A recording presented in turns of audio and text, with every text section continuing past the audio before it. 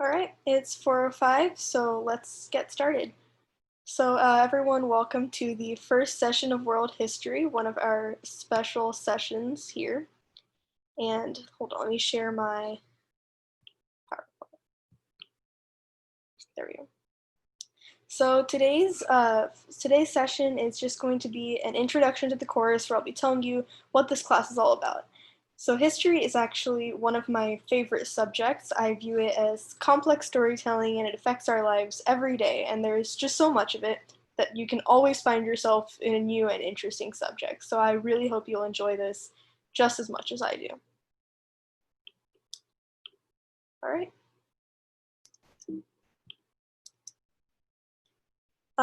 Also, for the record, I will take all questions at the end. Chances are, if you've got a question, it'll probably be answered throughout the course of this presentation.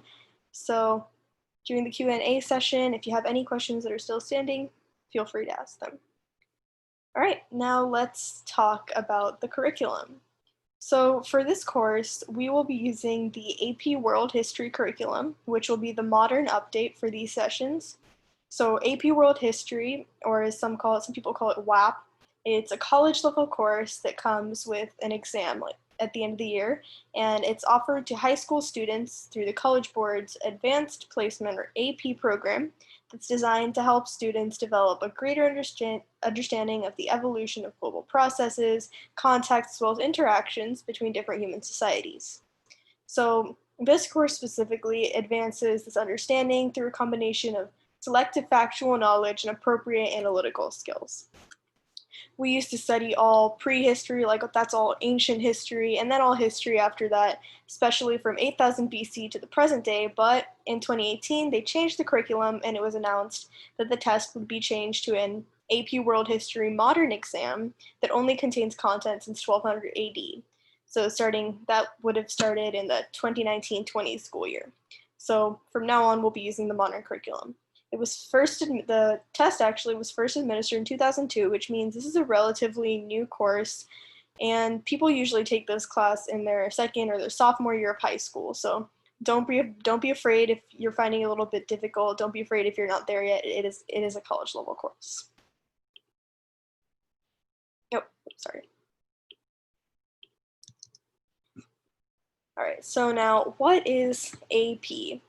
You can read that right there. AP is a program in the United States and Canada created by the College Board, offers college level curriculum and examinations to high school students. American colleges and universities may grant placement and course credit to students who obtain high scores, which means that in taking this exam, if you do get a good score, you can essentially gain a college credit. So, like I said before, we'll be using the 1200 update curriculum. This means we won't be including as much ancient history, and most content will be covering occurrences after 1200 AD. So this also means that ancient history is not included in this course, but if you are really into ancient history, if you really like that, I'd suggest looking into the AP Ancient History course that the College Board is looking to release. I've looked at the page, it looks really like a lot of fun, and if you do enjoy ancient history, I'm sure you'll enjoy that course.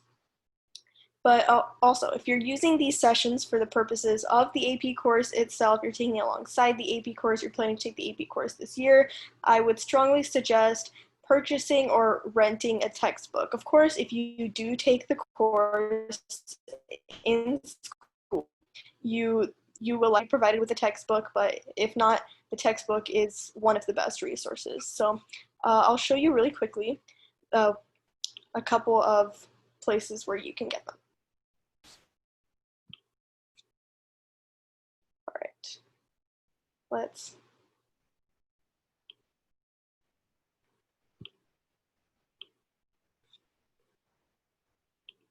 All right, so this is obviously you can just get it off of Amazon. It is quite pricey. Yeah, you can buy it for $90, $140. This is Vital Source, where you can get an ebook. You can rent it, and it's considerably less. So that's what I would suggest. I myself have the ebook.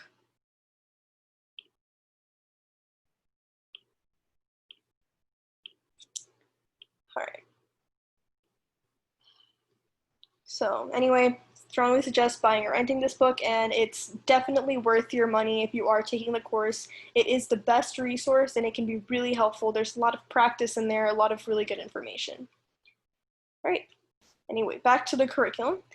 The 1200 update curriculum splits history into 4 key eras, which makes it a lot easier to study, a lot easier to work with. They each have their own defining characteristics, their own events, and we'll be going over the specific time periods in a little bit, so don't worry. But one big difference between WAP and your usual history course is that WAP puts a big stress on the impact of historical events and how they've changed our world rather than dates and specific details. So you'll be doing a lot of big picture work. This course looks at the big picture of history, and you'll get a much better feel of that when we start talking about essay writing involved. So this course is really different because mostly of the AP exam. So students who have to take the AP exam will study hard throughout the year because everything during the course leads up to the class. The course is everything in the course leads up to the test. So the entire curriculum of the course is entirely based on the AP test. So for the AP World exam, there's a lot of reading, a lot of writing, a lot of analysis involved, so a lot more so than your regular history class. Okay, so now let's talk about the 4 major eras. We have period 1, the 1200 to 1450. These are all AD. Keep in mind, all AD. Period 1 is 1200 to 1450, which is we call the PostClassical Era. Period 2 is 1450 to 1750, which we call the Early Modern Era. Period 3 is 1750 to 1900, which is the Modern Era. And period 4, 1900 to the present, which is the Contemporary Era. Now, you'll notice the words in parentheses on the side, and that's a quick tip. I find that stuff really, really helpful. Instead of writing out the dates in every single essay or every single answer you'll be writing, I find it a lot easier and a lot more efficient to just say post-classical, early modern, modern, contemporary when you're writing your essays or answers. All right. Like I said before, the splitting up of history into eras does not mean that they're all vastly different. They're probably just grouped together by similar characteristics, big changes, but all the eras share some things, what I like to call the 5 horsemen of world history, and we'll look at that in just a little bit. And here's a graphic that you might find really helpful regarding weightage and the eras. So this course is split up into, like I said, four eras, and each era has 2 to 3 units, 9 units total. So the units are in order: the global tapestry, networks of exchange, land-based empires, transoceanic interconnections, revolutions, consequences of industrialization, global conflict, Cold War and decolonization, and globalization. All right. So, and as you can see the weightage on the side, and you'll notice that the second and third era have much more of the weightage than the first and last one. Something to keep in mind. All right, now let's go into the specific eras. First up, we have the post-classical era. This is 1200 AD to 1450 AD.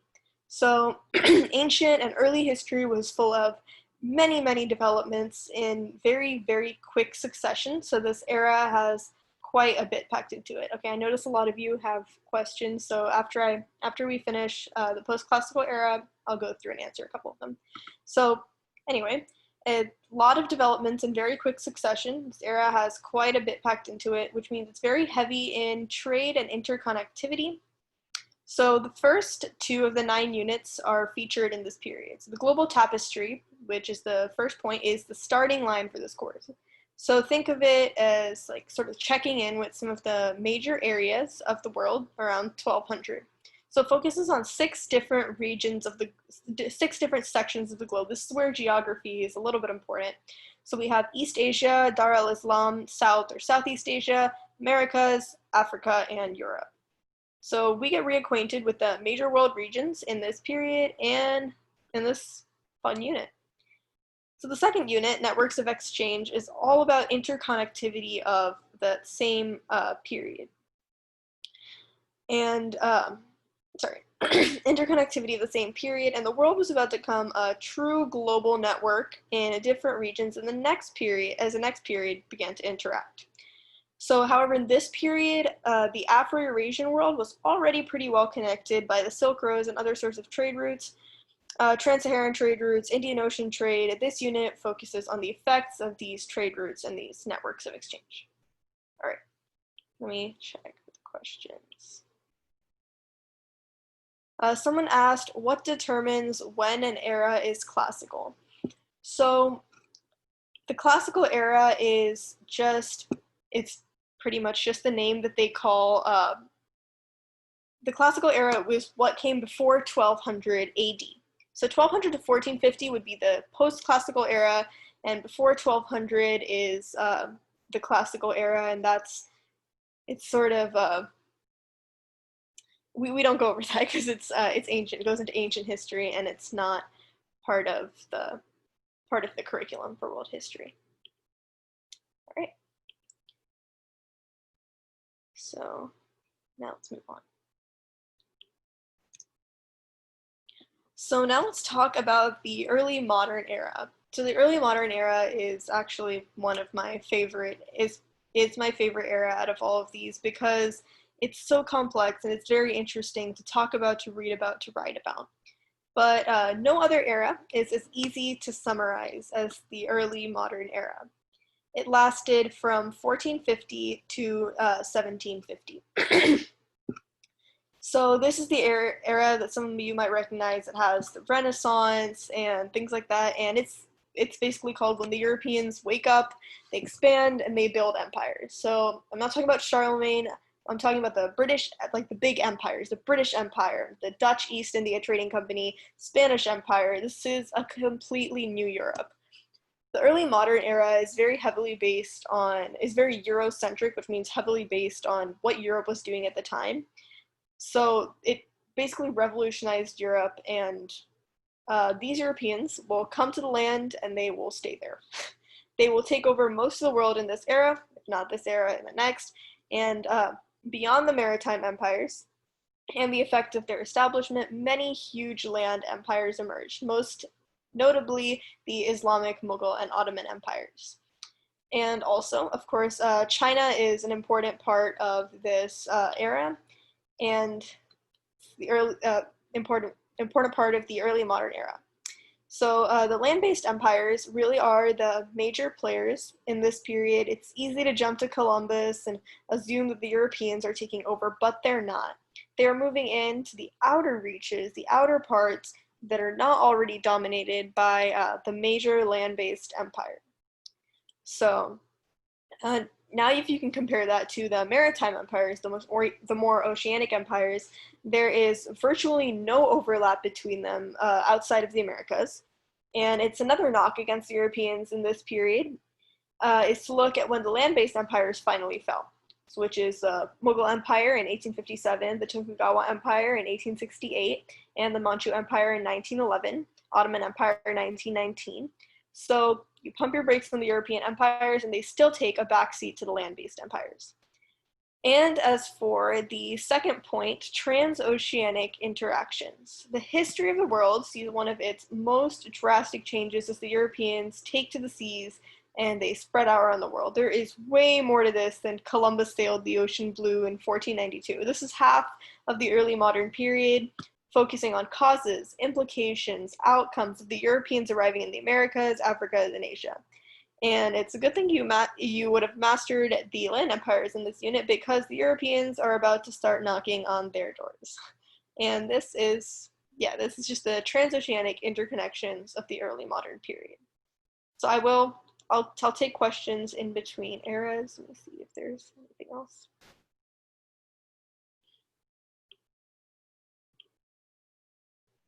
All right. I don't see anything. All right. So let's continue. We have the modern era up next, and this covers 1750 to 1900 CE. This is also one of the really interesting eras. This is my second favorite, actually. So this one is a very, very heavy on economic, social, and political change. Like we saw in that graph earlier, the second era, which was the early modern, the modern era, will take up most of the percentage of your AP test. So these are two parts of history that you really want to look into, you really want to study hard, and it's good because they're also the two most interesting. So this is very heavy on economic, social, and political change. So the first steps into the modern period are revolutionary. They begin with revolutions of all around the world. So the last period did see its fair share of change, but this period is entirely based on change. We begin with the political revolutions. As you might notice, this would also be when the American Revolution occurs, the French Revolution, the Haitian Revolution, Latin American revolutions. But the majority of this unit deals with a revolution of a different kind, which is the Industrial Revolution. And there is no greater change in humanity than the Industrial Revolution. It's on par with the Agricultural Revolution in changing the way humanity functions as a whole completely. So if you look around you right now, pretty much everything around you is a product of the Industrial Revolution. So these are the revolutions of the modern period. This period has two sections. The first one was all about the major changes in the political world, which was like enlightenment and revolutions, and the economic world, which is the Industrial Revolution. And the second unit of the modern period is all about new imperialism. This is not Columbus. This is, again, not Columbus sailed the ocean blue in 1492, but it's about imperialism, colonization, big powers taking over smaller powers, which will eventually all get dissolved in the other era. This time around, Europeans are looking for colonies to sell their products and places to obtain more raw materials for their factories back home. And this is basically markets and materials, which we call M&M. And using their new technological prowess, the West will dominate the world in search of these M&Ms. And in the last unit, industrialization has pushed the West into a position of power. In this unit, they flex that muscle right around the globe. All right. I'll take questions. Okay, so someone asked, why does modern era have more weight than the other eras? So the early modern, I'm not entirely sure. I didn't make the course. I really don't know why they have that division, but there is quite a lot of information on it. It's heavy in a lot of change, like we said, industrial revolution, colonization, imperialism. Some really, really big ideas happened during the early modern and modern era. So I feel like that's why it's a really, really important part of the AP test. Okay. And now we'll go to this. This is the era that you were born in, which is the contemporary era, 1900 to present.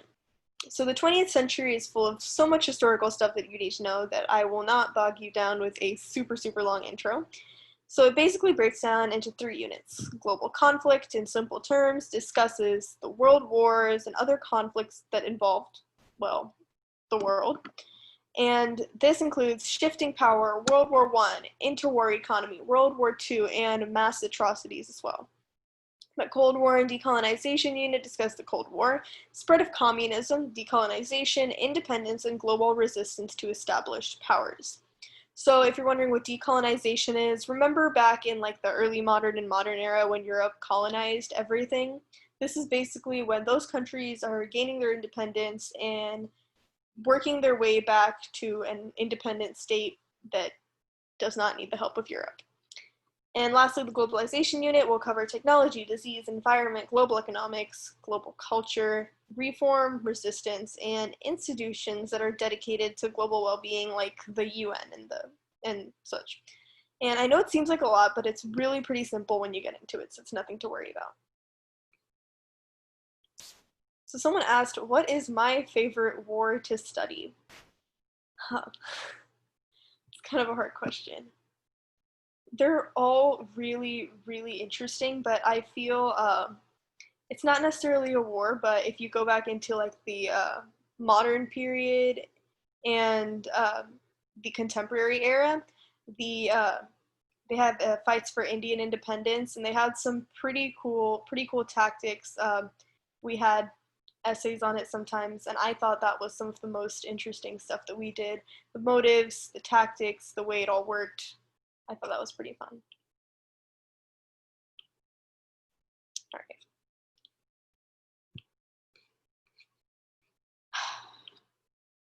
Now that's it for the eras, and let's talk about the Five Horsemen of world history. So these are topics and ideas that are present in every single part of the part of history, all the eras, same across all of them, and whose changes, the changes between their presence in each era of history gives us the defining characteristics of each era. So these are the most important things to look for when analyzing history, and paying close attention to each of these things can really, really help you when you're writing essays, answering short answer questions, document-based questions. We'll go over that in just a bit. So these points are pretty self-explanatory, but I will read them out. As I said, these are some of the most important parts of historical analysis. So first we have social structures, which is basically discussing the culture of different places, development, transformation. This is heavy in religion. And then we have politics and state building, which includes expansion and conflict, which would mean wars, taking over different areas. What's the word? Yeah, politics and state building. Yeah, expansion and conflict. And then we have interaction between the humans and the environment. This one is pretty self-explanatory. It would talk about agriculture, industrial revolution, industrialization, inventions, things like that. And then cultures, development, and interaction.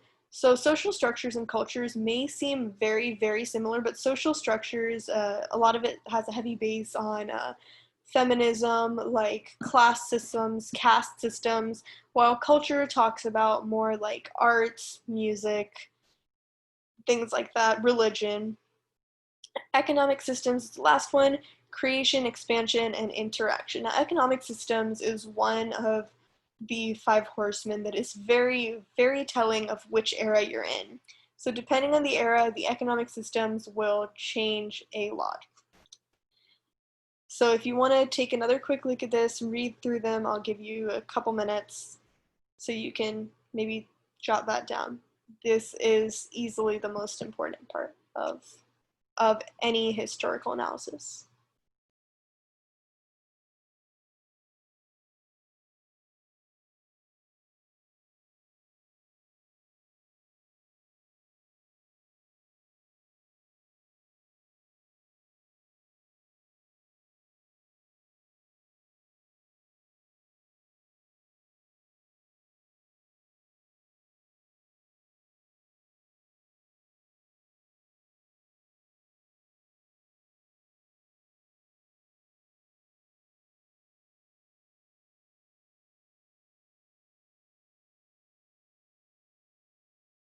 Oh, and for those of you who are wondering what the horseman is, it's just a joke, don't worry. It's just the 5 major points. That's all.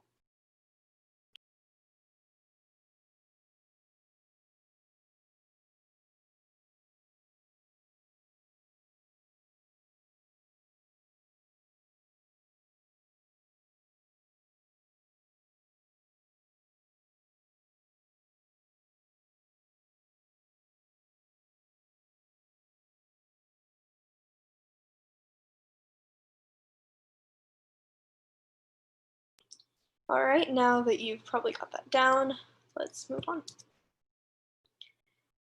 Okay, so these are also some historical thinking skills that you will need for this course.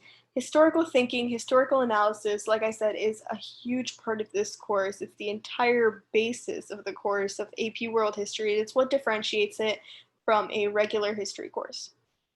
So let's talk about some historical thinking skills you will need. So the AP World History Framework included in the course and the exam description outlines distinct skills that students should be able to practice throughout the year, throughout the course, skills that will help them to learn, to think, and act like historians. So now I'll read out the table. So the first skill is developments and processes. So this means you should be able to identify and explain historical developments and processes.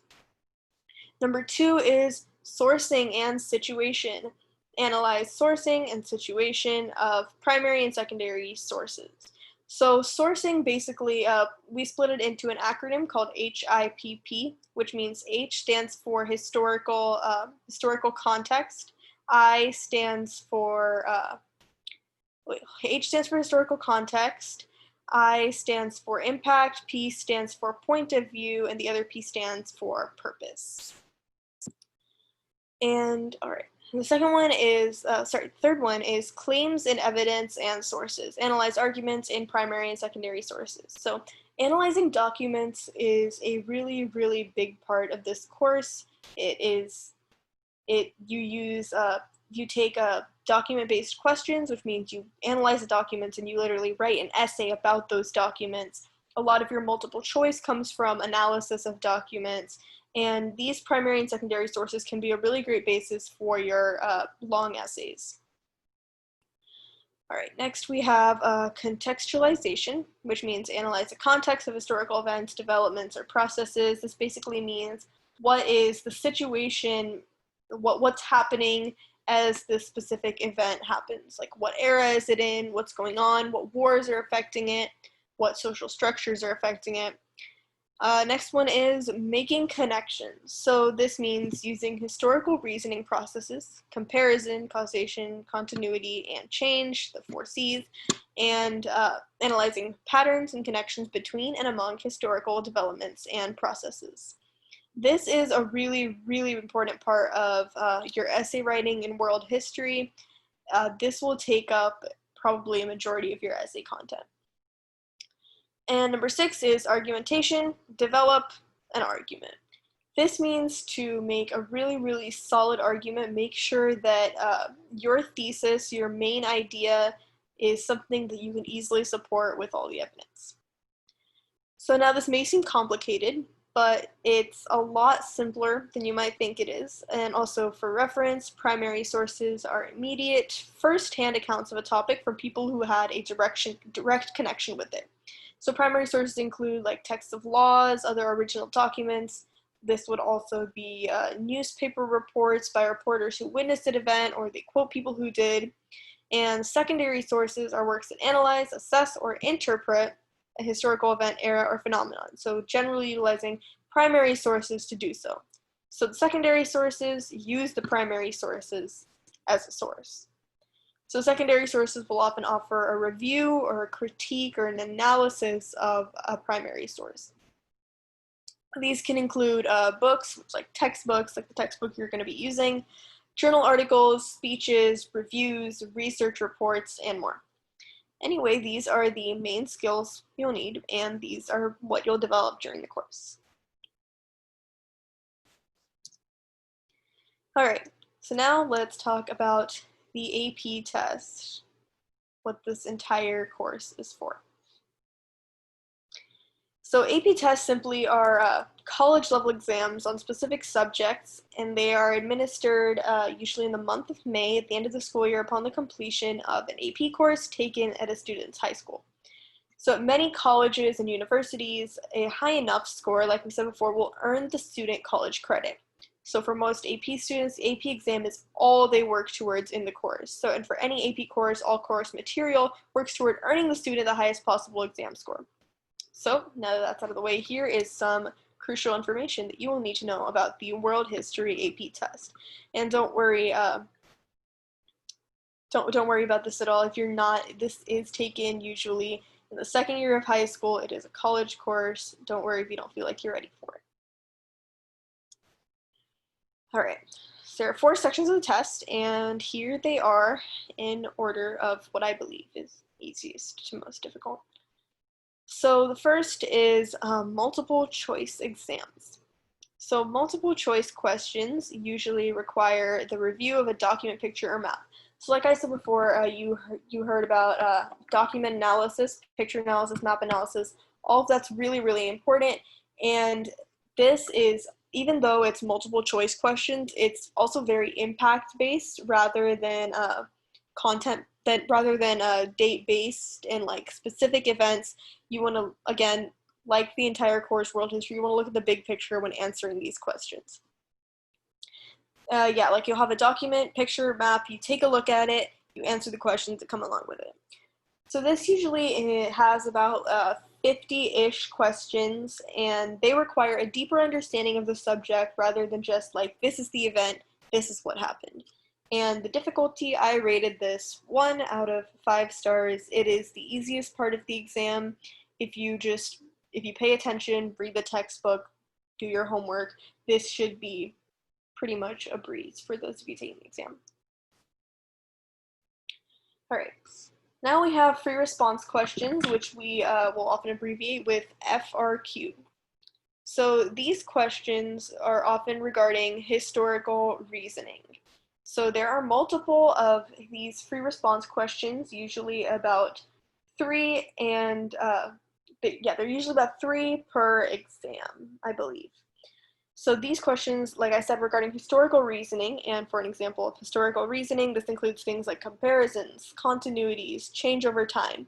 So an example of that would be, give an example of a continuity in early modern India, of a social continuity in early modern India. And then you have to talk, and then you would talk about social structures, something that was present in the previous era, something that's continued to be present in this era. Comparisons, continuities. Comparisons would be comparing like two different geographical regions. They will not overlap eras likely.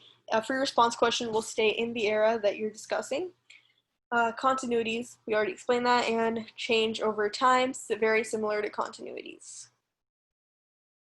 Yes, I do have a few examples of an FRQ. Just hold on for a quick second. I will pause my sharing.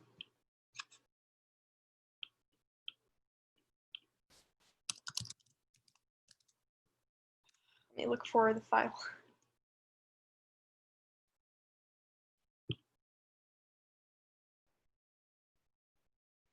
Hold on, this is taking a minute. Let's see.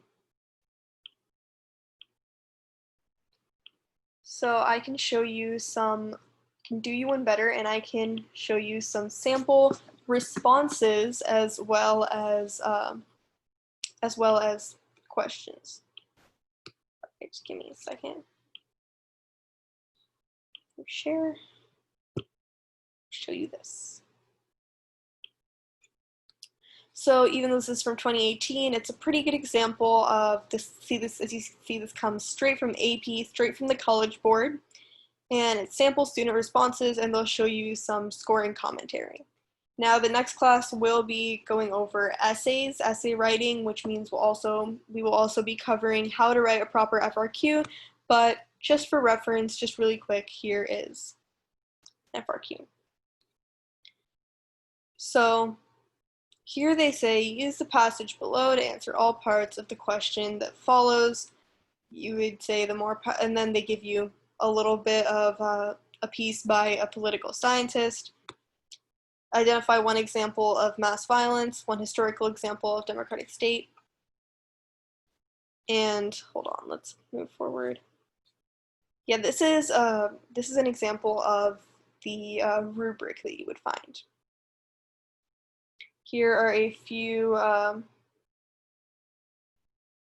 the short answer questions. You'll be answering A, B, both all parts A, B, and C. These are actual student responses, and then they discuss why these students earn this response. Of course, we will be going over this more in depth next class. So I will close that off.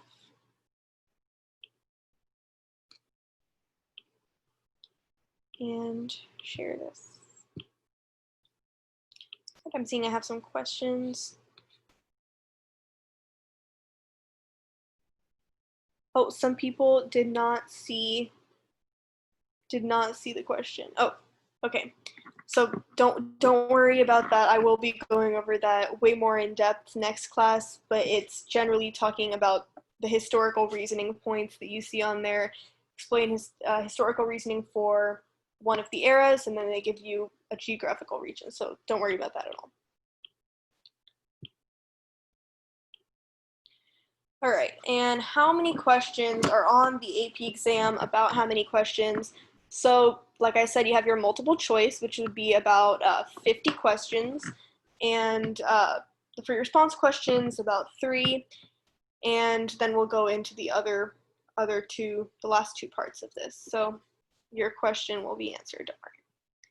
Someone said, is WAP easy compared to probably AP Physics?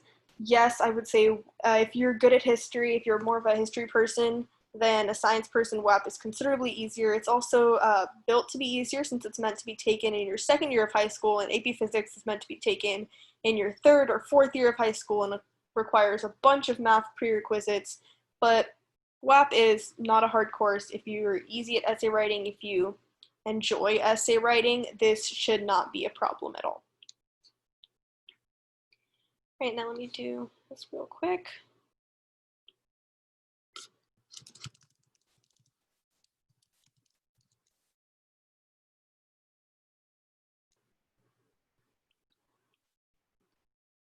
Okay. So free response questions. Yeah, okay, I would rate this a 2 stars out of 5 on difficulty. It's not hard at all. If you do your studying, it should be fine. Someone asked, what is the time limit to the AP test? The World History AP test is 3 hours and 15 minutes for all 4 sections. And some people asked, what is WAP? WAP is it's spelled W-H-A-P, and it's just what people call World History AP. They just call it WAP. It's quicker, it's simpler. It is a closed book test. You do not get any references, you do not get any notes other than the material that you are given. Continuities is, someone asked about like what are continuities. Continuities are things that will remain over time. Like I said before, you were talking, if we were to talk about social continuities in early modern India. So we would want to talk about what's happening, what is the social structures in early modern India, what happened before, what happened in the previous eras that carried over, and what happens in the later eras that was carried over from the early modern era. So that's what a continuity is. All right, now for DBQs, or document-based questions. Of the two, there are 2 parts of the AP test. There are essays, which is the long essay questions, or LEQs, and the document-based questions, or DBQs. DBQs, in my opinion, are far, far better because you're given reference material and you don't have to write entirely from just what you know. So for DBQs, you are given a series of documents, about like 7 to 10 provided. In the practices that I've done, it's about 7. I've gotten 7 documents, 9 documents, and you are to use, I believe, 5 to 7 of them in your essay. So you analyze those documents very, very closely. The more closely you analyze them, the more deep reading you do into it, the much easier it's going to be for you to take this exam. So you analyze those documents and you answer a specified question. So the difficulty on this, I would rate it 3 stars out of 5. Oh, for someone asked, are essays handwritten or typed out? So this past year, because it was an exception because of the pandemic, everyone had to do their online APs, but your AP essays, your AP World History essays will usually be handwritten. It's kind of a pain. It is quite painful, but handwritten essays is what they like you to do. Again, this is 3 stars out of 5 for difficulty. Not that bad, more difficult than your short answer questions since it's a whole essay, but since you're given source material and things to work from, it's not terrible.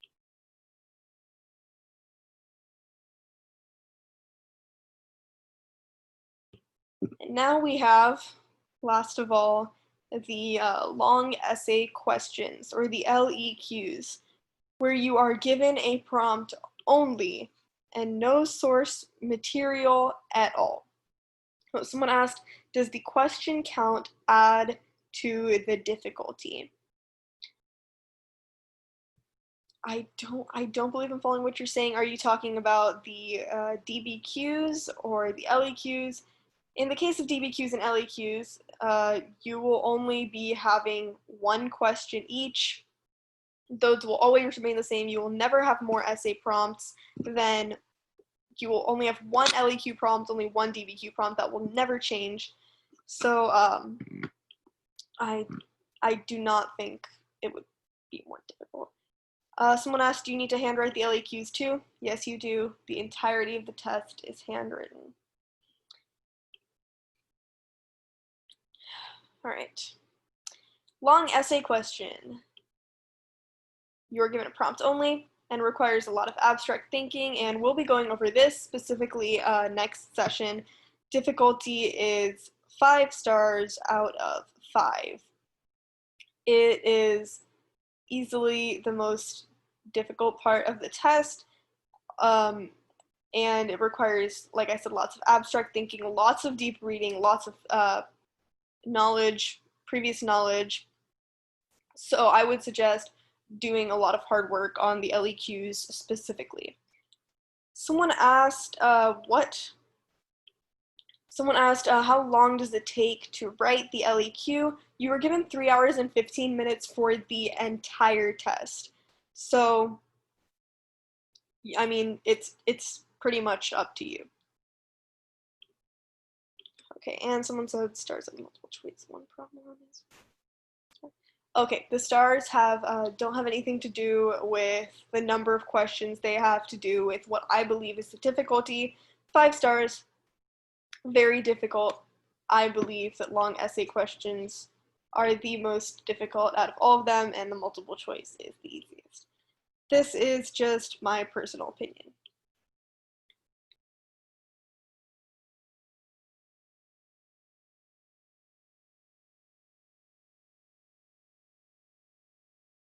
All right. So now here is a quick chart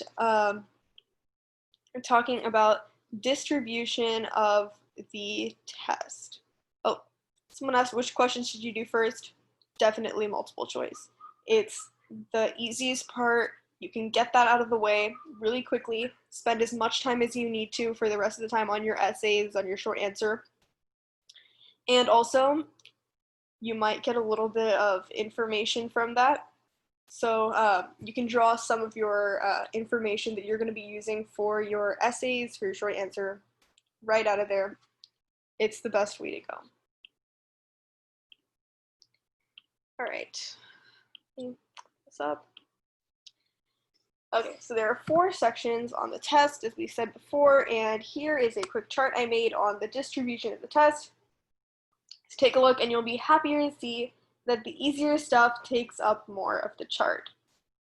That means that more of your grade depends on the easiest parts than on the harder parts. The long essay question is only 15% of your grade, so, but even though it's only 15% of the grade, it's still a really, really important part, and if you do mess it up, it's going to be kind of hard to recover with the rest of your test score. So do study hard, do work hard on your document-based question and your long essay question.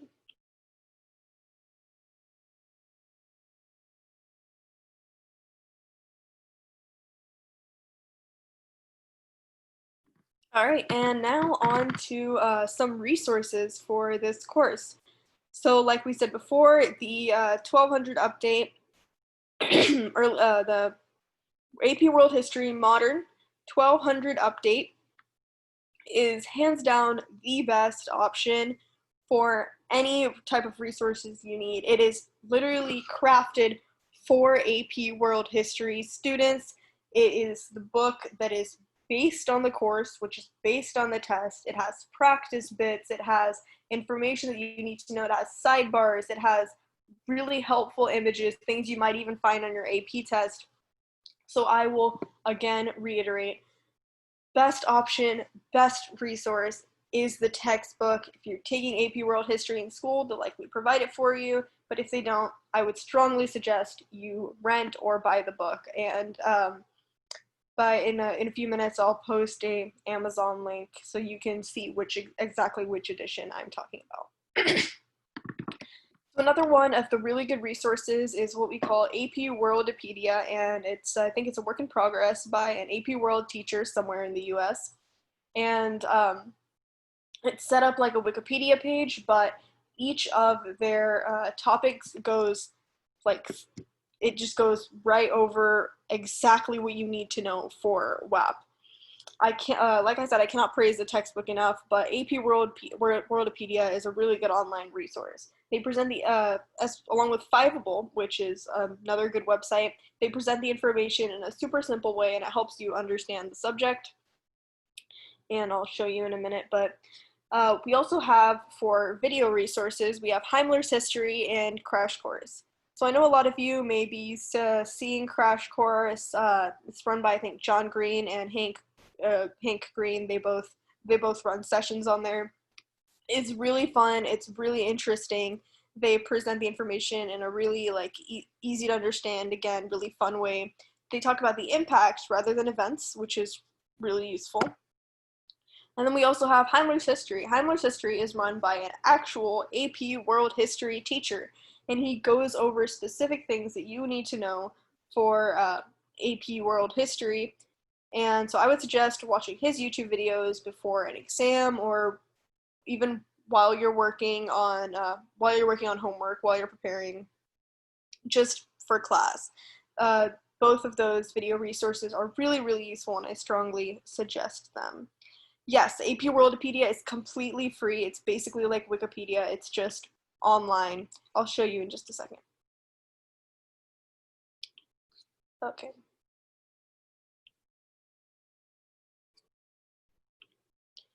All right. So now, this is AP Worldopedia. As you can see, it's made by someone named Mr. H, made for his AP World History classes. And this goes by key concepts. So he gives you an about section. He talks about course themes, period 1 key concepts, periods, all the way through. There's one problem that I've found with AP Worldopedia though, and it's that it uses the old AP World History curriculum, which is not entirely a bad thing. It doesn't completely invalidate the use of it, but it might not be always the information that you're looking for, and it's a work in progress, or it's only partially completed, so I wouldn't suggest relying entirely on AP Worldopedia. Yeah, it's AP Worldopedia like Wikipedia. They did some fun wordplay there. I'm sure Mr. H is very proud of himself. Also, Fiveable, I'll show you Fiveable as well.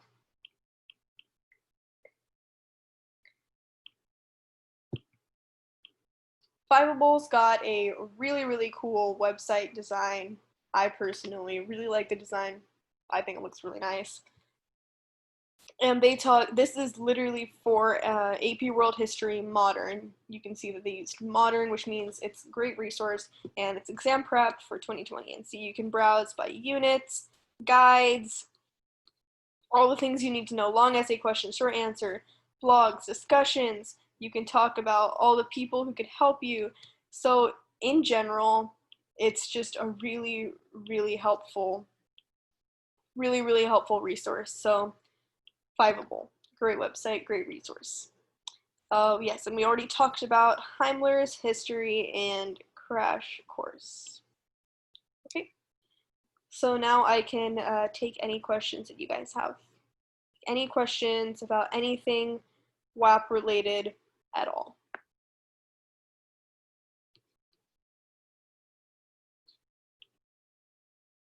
Anyone?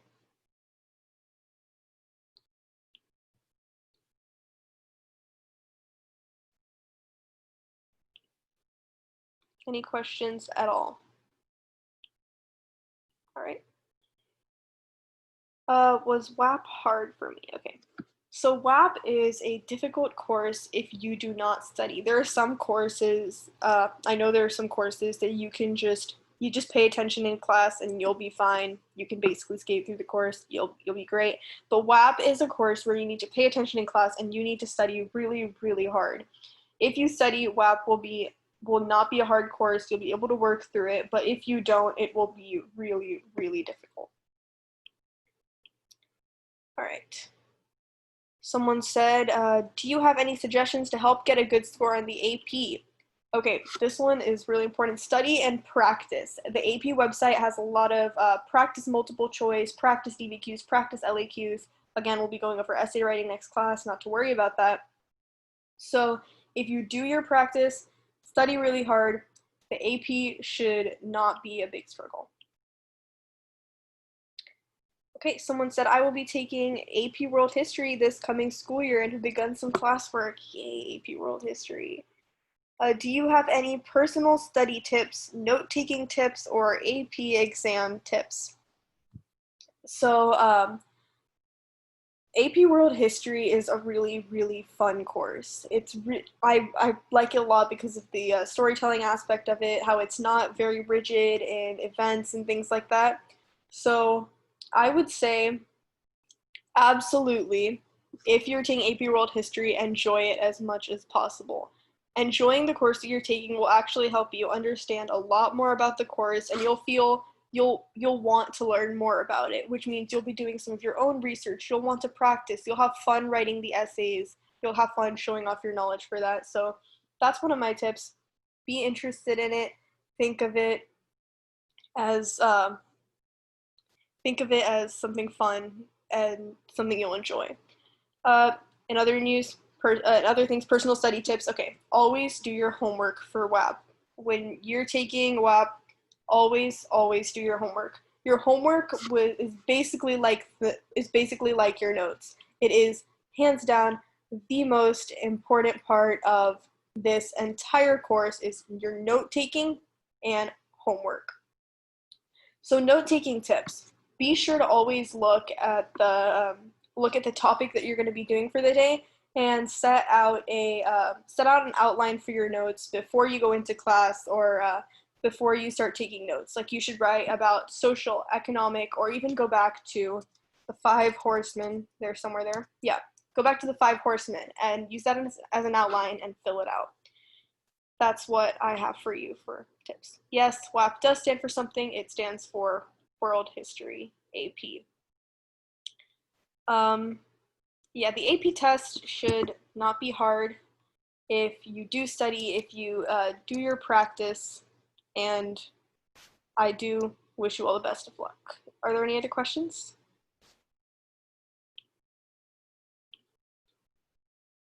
Any other questions? No?